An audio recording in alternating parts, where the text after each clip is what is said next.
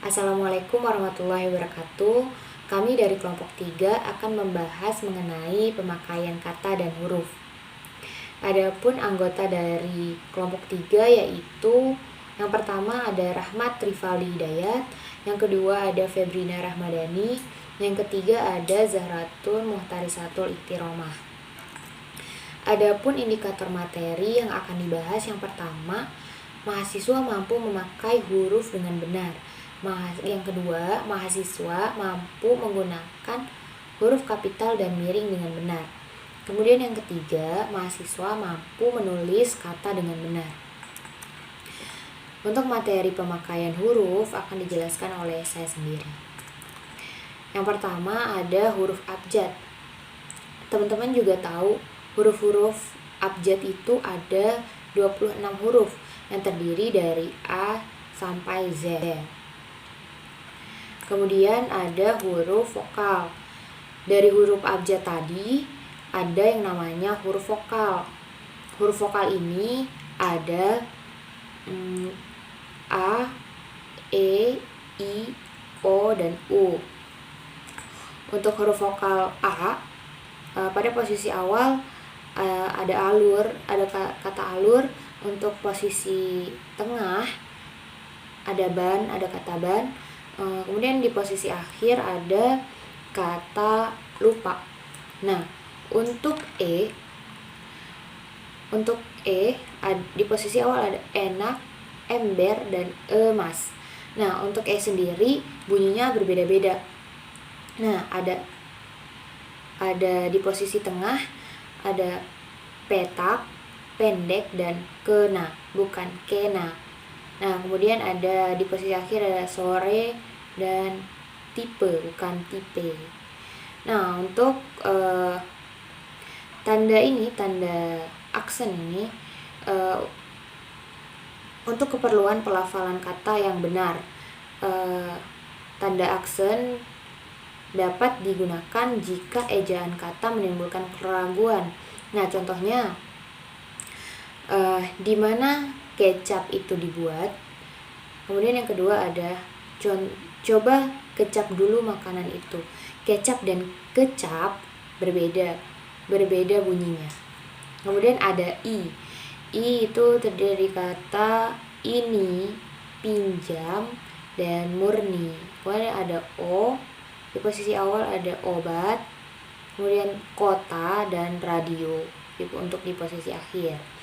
Kemudian ada U, di posisi awal ada kata umpan, kemudian bumi, dan di posisi akhir ada itu. Nah, kemudian huruf konsonan. Huruf konsonan ini huruf yang melambangkan konsonan dari bahasa Indonesia yang terdiri dari huruf B, C, D, F, G, H, J, K, L, M, N, P, Q, R, S, T, V, W, X, Y, Z. Nah, biar teman-teman lihat.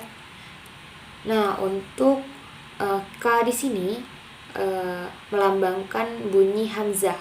Misalnya K tadi kami rakyat, bukan rakyat tapi rakyat.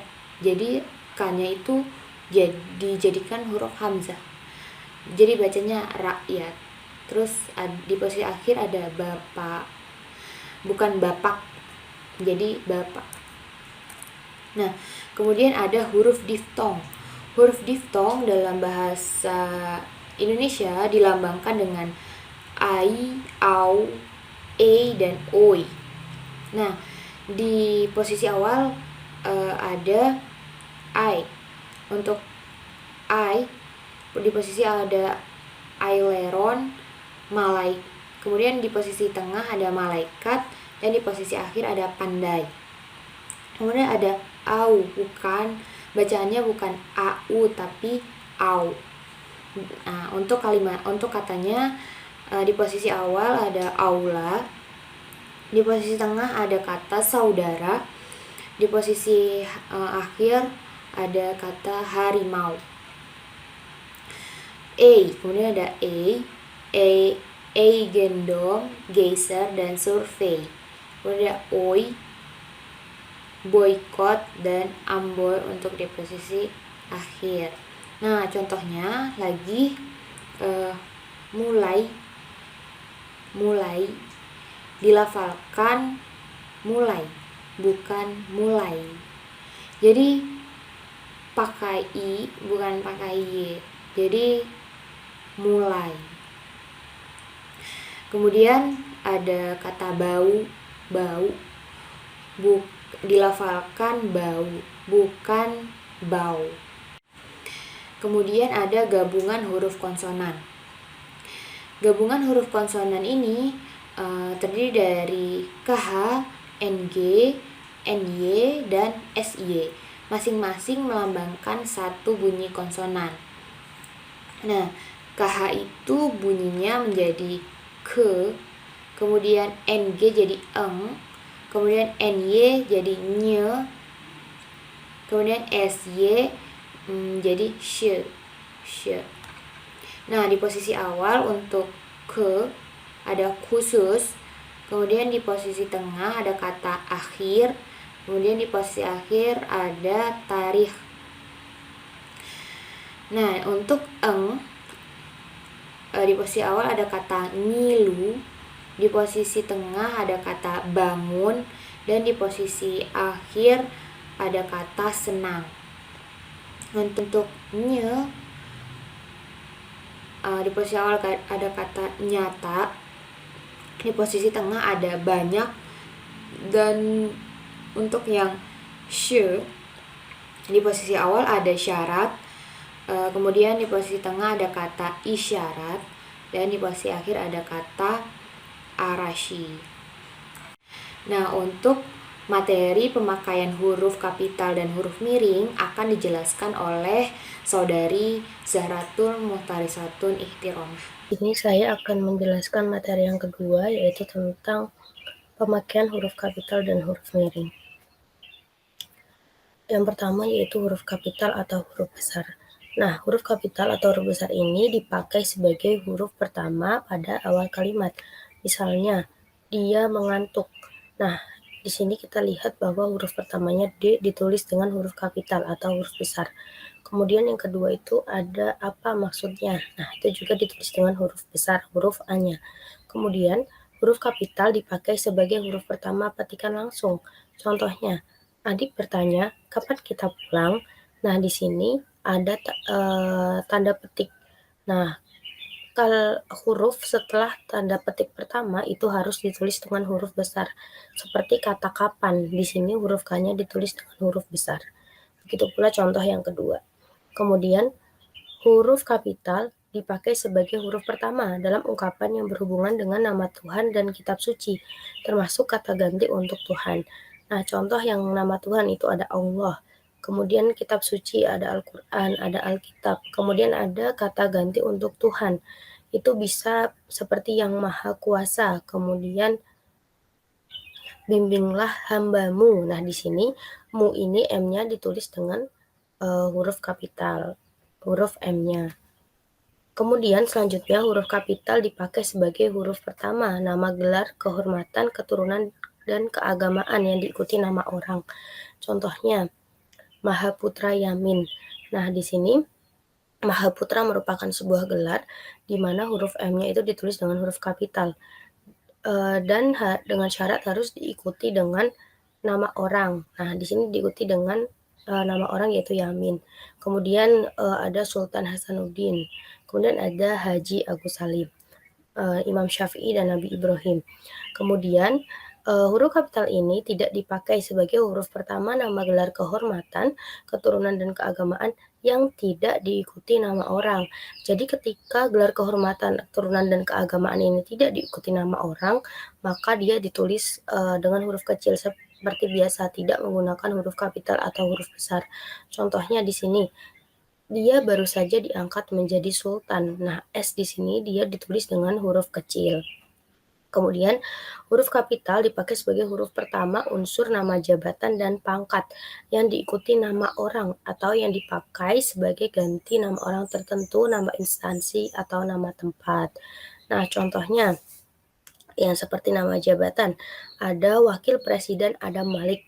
Nah, di sini Wakil Presiden huruf P dan huruf P-nya ditulis dengan huruf besar.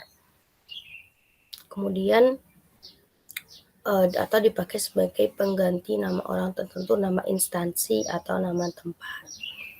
Ini contoh hampir sama semua ya, seperti jabatan, kemudian pangkat, laksamana, kemudian gubernur, dan lain sebagainya.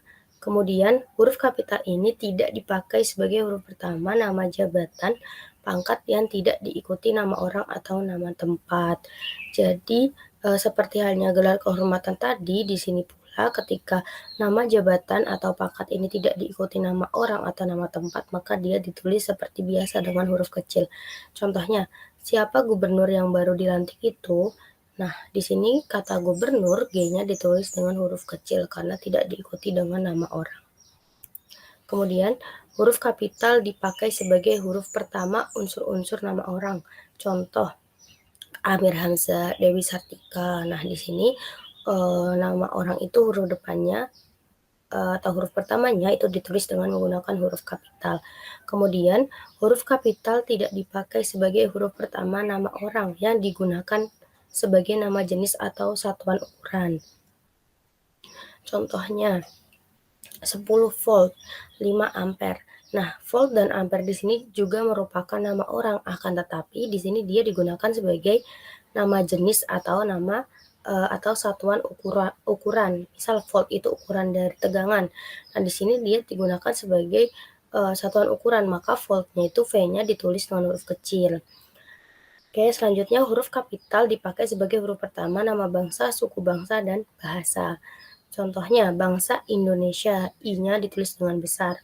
Kemudian suku Sunda, S-nya ditulis dengan besar. Kemudian bahasa Inggris, I-nya ditulis dengan huruf besar. Nah, huruf kapital tidak dipakai sebagai huruf pertama nama bangsa, suku, dan bahasa yang dipakai sebagai bentuk dasar kata turunan. Contoh, mengindonesiakan. Nah, di sini Indonesia di sini bukan ditulis dengan huruf besar karena di sini kata Indonesia sendiri adalah bentuk dasar kata turunan. Kemudian seperti ke Inggris-Inggrisan. Nah, di sini juga I-nya tidak ditulis dengan huruf kapital.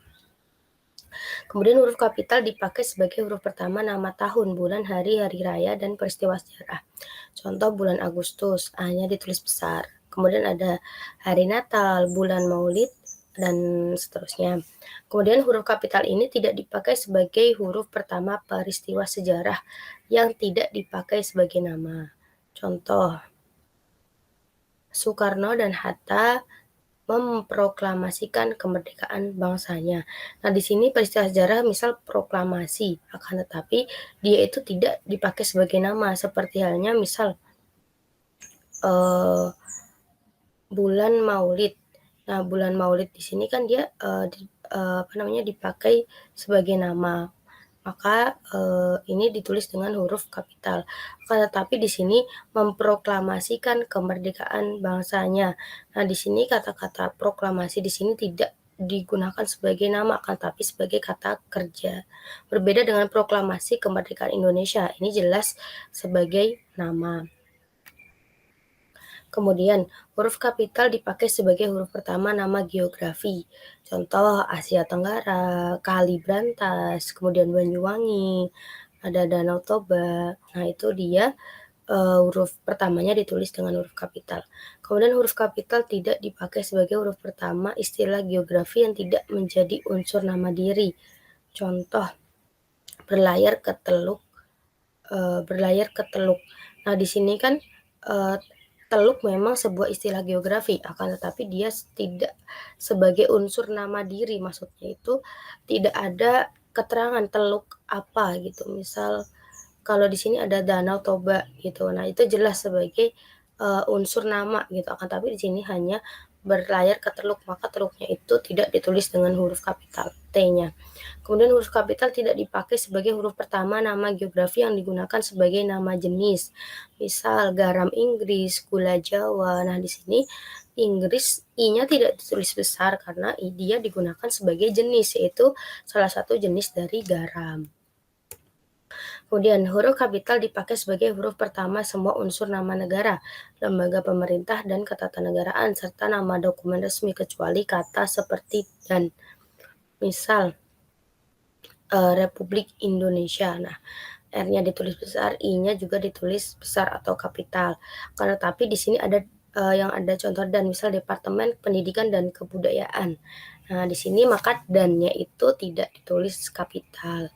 Kemudian huruf kapital tidak dipakai sebagai huruf pertama kata bukan, nama resmi negara, lembaga pemerintah dan ketatanegaraan, badan serta nama dokumen resmi. Misal, beberapa badan hukum.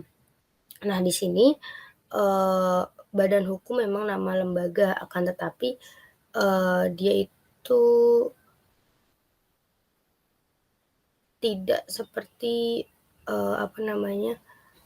tidak jelas gitu, misal badan hukum apa gitu. Misal juga seperti menjadi sebuah republik. Beda dengan Republik Indonesia, dia jelas bahwa ini Republik Indonesia, misal ada jelas ada negaranya gitu. Tapi di sini tidak ada nama resmi negaranya, jadi hanya menjadi sebuah republik itu. Ini pula dengan badan hukum, misal badan hukum A gitu. Nah, itu kalau misal jelas ada namanya, unsur namanya, maka harus ditulis dengan huruf kapital. Akan tapi di sini tidak ada keterangan resmi dari nama negara atau lembaganya, maka ditulis dengan huruf kecil. Kemudian, huruf kapital dipakai sebagai huruf pertama unsur singkatan nama, gelar, pangkat, dan sapaan. Misal, DR itu doktor, D-nya besar. Kemudian, Prof, P-nya besar itu profesor, dan seterusnya. Huruf kapital dipakai sebagai huruf pertama kata penunjuk hubungan kekerabatan. Akan tetapi yang dipakai dalam penyapaan dan pengacuan. Contoh, hubungan kerabatan itu seperti bapak, ibu, saudara, kakak, adik, dan paman. Akan tetapi di sini ada tanda kutip, yaitu digunakan atau dipakai dalam penyapaan dan pengacuan. Misal, kapan bapak berangkat? Tanya Harto. Nah, di sini kata bapak itu digunakan sebagai sapaan terhadap si bapak ini gitu. Jadi maka ini ditulis dengan huruf besar atau huruf kapital. Misal, Adi bertanya, itu apa, Bu? Nah, di sini ibu atau bu itu kan kita ibaratnya menyapa si ibu. Jadi dia bertanya langsung kepada si ibu, maka di sini dia menggunakan huruf kapital. Nah, berbeda jika huruf kapital itu menunjukkan hubungan kekerabatan, akan tetapi tidak dipakai dalam pengajuan atau penyapaan. Misal, kita harus menghormati bapak dan ibu kita. Nah, di sini kan kata bapak dan ibu tidak digunakan sebagai sapaan gitu, tetapi hanya sebuah keterangan dalam suatu kalimat. Maka huruf B dan I-nya itu ditulis seperti huruf biasa atau huruf kecil.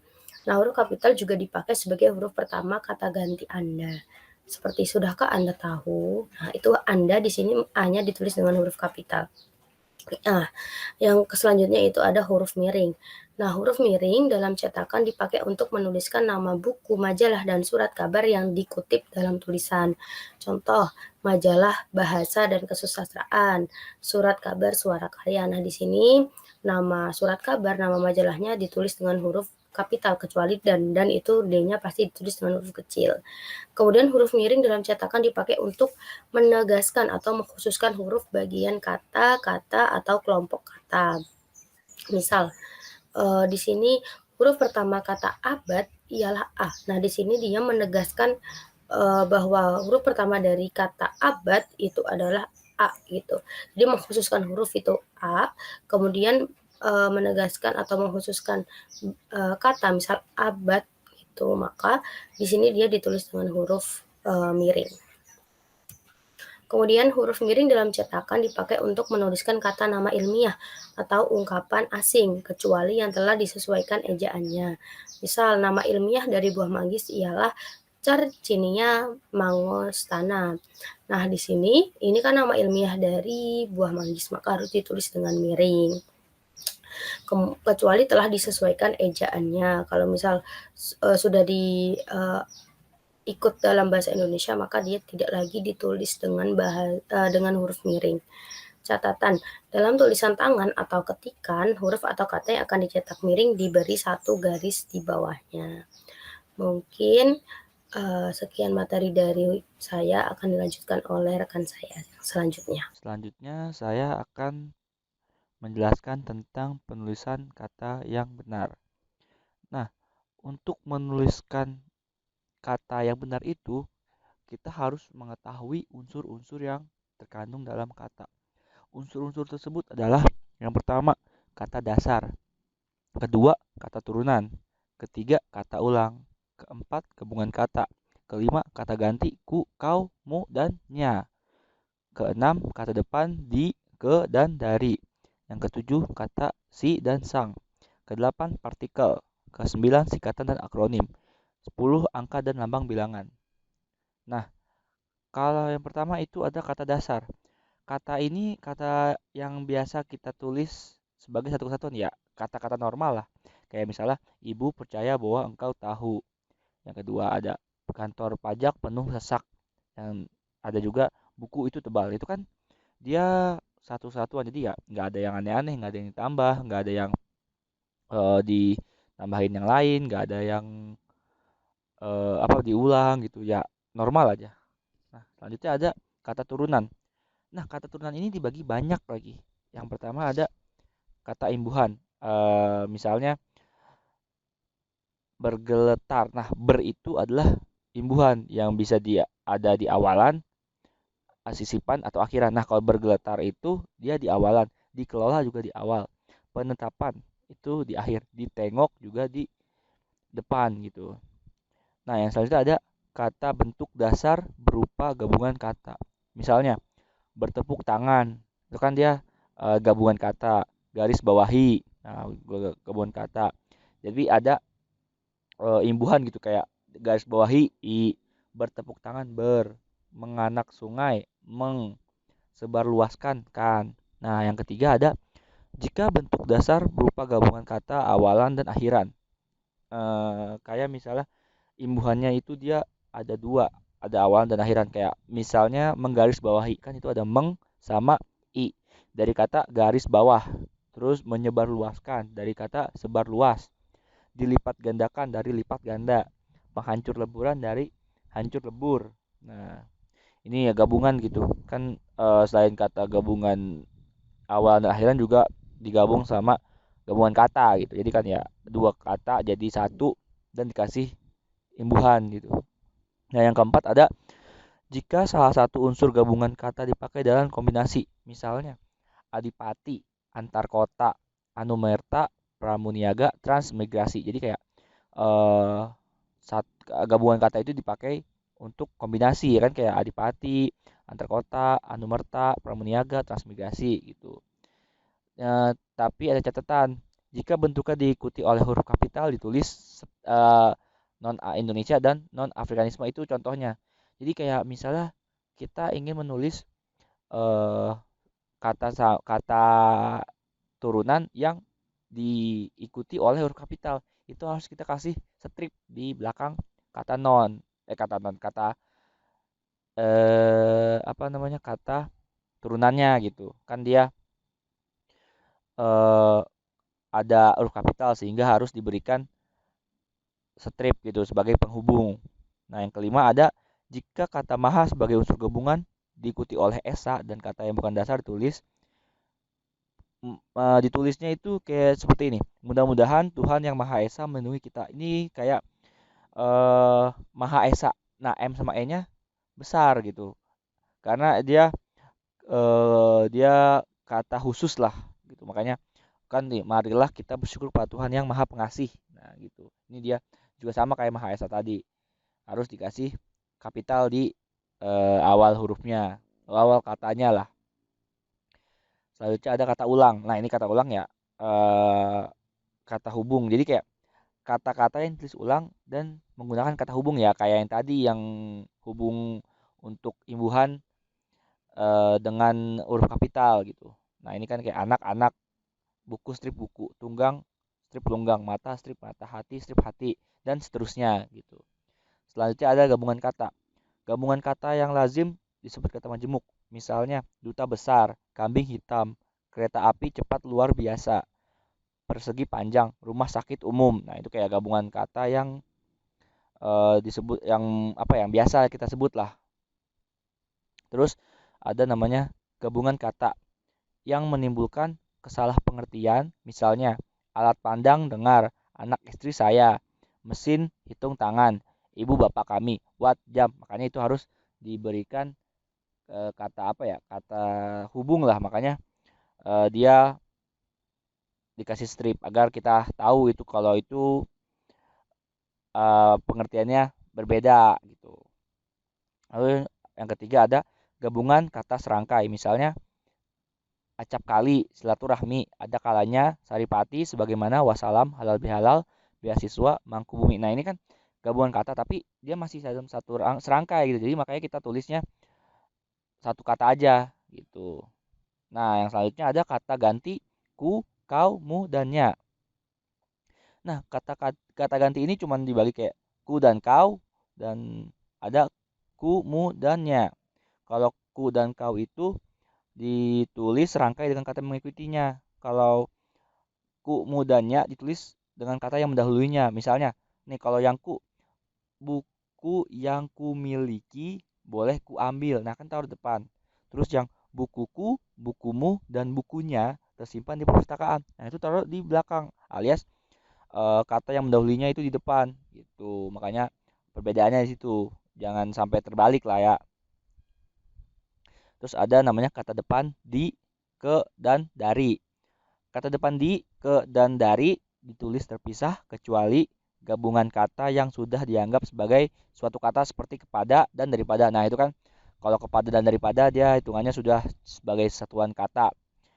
Misalnya nih ya, di mana Siti sekarang. Nah, itu di-nya di apa? Dipisah. Ia ikut terjun ke tengah kancah perjuangan. Ke-nya dipisah. Ia datang dari Surabaya kemarin. Darinya dipisah. Catatan, kata-kata yang ditak miring bawah ini ditulis sebagai serangkai. Nah, ini misalnya yang tadi dibilang, kata depannya ini ditulis serangkai. Si Amin lebih tua daripada si Ahmad. Ia masuk lalu keluar lagi.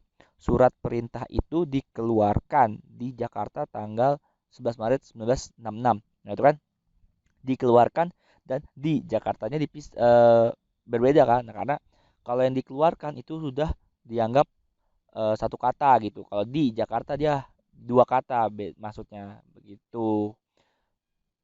Kata si dan sang. Kata si dan sang ditulis terpisah dari kata yang mengikutinya. Misalnya, harimau itu marah sekali kepada sang kancil. Surat itu dikirim kembali kepada si pengirim. Ini untuk menjelaskan kalau itu tuh menunjukkan orang lah, atau menunjukkan subjek gitu. Selanjutnya ada partikel. Nah, partikelnya agak banyak. Misalnya ada partikel lah, kah, dan tah. Ditulis serangkai dengan kata yang mendahulunya. Misalnya, bacalah buku itu dengan baik-baik. Siapakah gerangan dia? Apatah gunanya bersedih hati? Gitu. Terus ada lagi yang dipisah, yaitu partikel pun.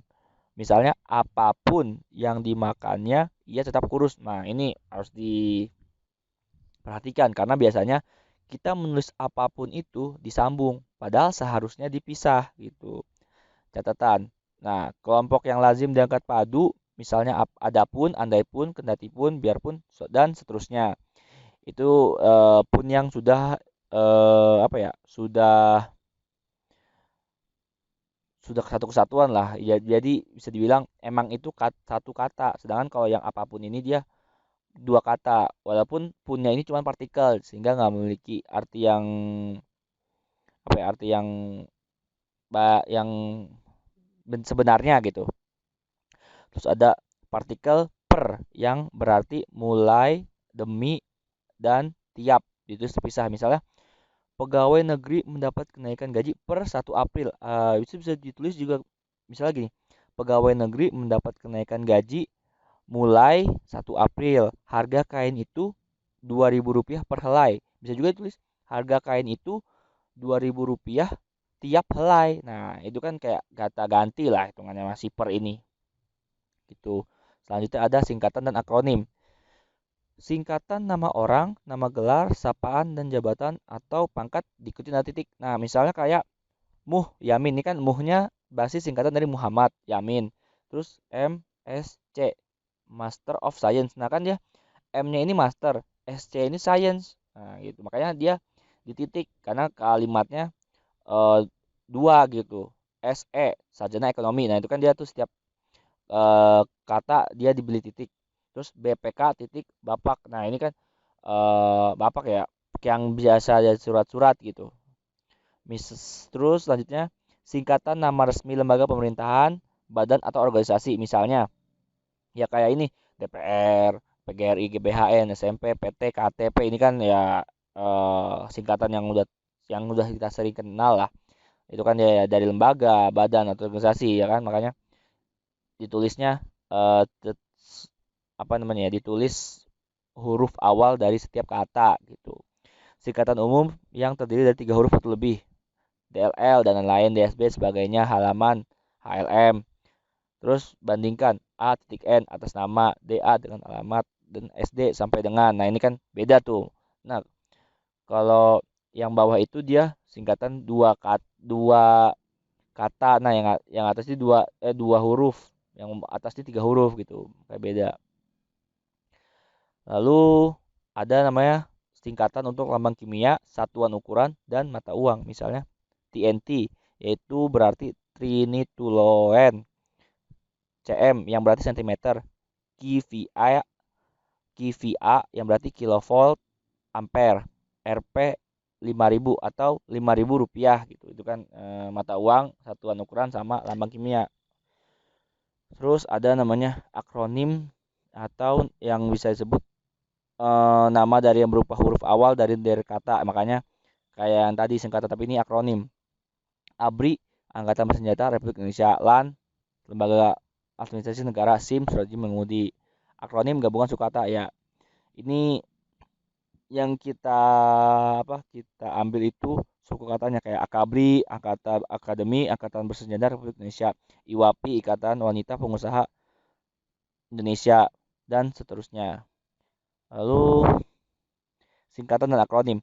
Nah, ini perbedaan singkatan dan akronim. Akronim itu bukan nama diri yang berupa gabungan huruf atau suku kata, misalnya pemilu, radar, dan tilang. Itu kan dia bukan akronim karena itu masuknya singkatan. Catatan, syarat akronim itu adalah dua. Yang pertama, jumlah suku kata jangan melebihi suku kata lazim pada kata Indonesia. Jadi kalau misalnya jumlah suku kata yang kita gabungkan itu enggak lebih banyak dari suku kata lazim yang ada pada kata Indonesia biasanya. Yang kedua, akronim dibentuk dengan mengindahkan keserasian kombinasi vokal dan konsonan sesuai dengan pola kata Indonesia. Itu jadi kayak yang penting kita harus lihat keserasiannya juga saat menulis akronim gitu. Selanjutnya, angka dan bilangan. Yang pertama ada angka untuk menyatakan lambang bilangan, yaitu ya seperti biasa angka Arab, ya itu kita bisa lihat. Angka Romawi juga bisa kita lihat kayak I, IF, XI, LCDM. Angka untuk yang B, angka untuk menyatakan ukuran 6,9 cm, 1 jam 25 menit, 17 Agustus 1945, 4,20 euro. Ya, yang ketiga atau yang C, angka untuk nomor jalan. Jalan nih ada typo ya. Jalan Tanah Abang 1 nomor 69. Lalu Hotel Indonesia, kamar 169. D. Angka yang menomori karangan dan ayat kitab suci. Seperti misalnya kalau di karangan bab X atau bab 10 pasal 5 halaman 420. Lalu untuk kitab suci ada surat Yasin ayat 9. Yang E. Penulisan lambang bilangan yang dilakukan dengan huruf. Yang ini tuh ada banyak. Makanya kita bagi lagi. Yang pertama ada bilangan utuh, yaitu 12. Ya seperti dilihat itu angka 12. Terus 22, angka 22, 420, 420 angkanya. Yang kedua ada bilangan pecahan, setengah atau 1/2, 32/3 atau 32/3. Satuan persen, 1%. Penulisan lambang bilangan tingkat. Pak, di tingkat kedua itu pada awal abad 20 di daerah tingkat 2 itu. Nah, itu dia kan. Kalau tingkat ke-2 dia pakai strip. Kalau tingkat 2 dia nggak pakai strip. Yang keempat, penulisan lambang bilangan yang mendapat akhiran an. Ini ada misalnya selanjutnya yang kelima, lambang bilangan yang ditulis dengan huruf. Amir menonton film itu 3 kali. Ayah memesan 4 ekor ayam. Kendaraan yang ditempuh untuk angkutan umum terdiri atas 50 bus, 100 helicak, dan 100 bemo. Selanjutnya yang keenam, lambang bilangan pada awal kalimat ditulis dengan huruf. 15 orang tewas dalam kecelakaan. Pak Darmo mengundang 250 orang dengan tamu. Nah, itu bisa dilihat kan kalau misalnya lambang bilangan itu ditulis huruf di awal dan kalau misalnya di tengah-tengah ditulis dengan angka. Terus angka yang menunjukkan bilangan utuh. Perusahaan itu baru mendapat pinjaman 250 juta rupiah, itu kan di angka. Bilangan tidak perlu ditulis dengan angka dan huruf sekaligus. Nah, ini misalnya kantor kami mempunyai 20 orang pegawai. Di lemari itu tersimpan 420 buku dan majalah. Jangan ditulis kantor kami mempunyai 20 dalam kurung 2 sama kosong orang pegawai. Itu nggak boleh. Kayak misalnya yang kedua juga, buku di lemari itu tersimpan 420 dalam kurung 420 kurung buku dan majalah. Itu salah. Ya, kecuali untuk yang resmi seperti di kwitansi, baru itu harus ditulis juga hurufnya dan angkanya. Lalu yang terakhir ada, jika bilangan dilambangkan dengan angka dan huruf, penulisan harus tepat. Nah, ini yang seperti tadi dibilang. Saya lampirkan tanda terima uang sebesar 69.420 dan 57 per 100 rupiah. Nah, itu kan kita tulis angkanya dan kita tulis juga tulisannya. Ini untuk kita taruh di tanda terima seperti di kwitansi gitu. Sekian presentasi dari kelompok kami. Kurang lebihnya mohon maaf. Wabillahi taufik wa hidayah. Wassalamualaikum warahmatullahi wabarakatuh. Ya, mungkin kalau ada pertanyaan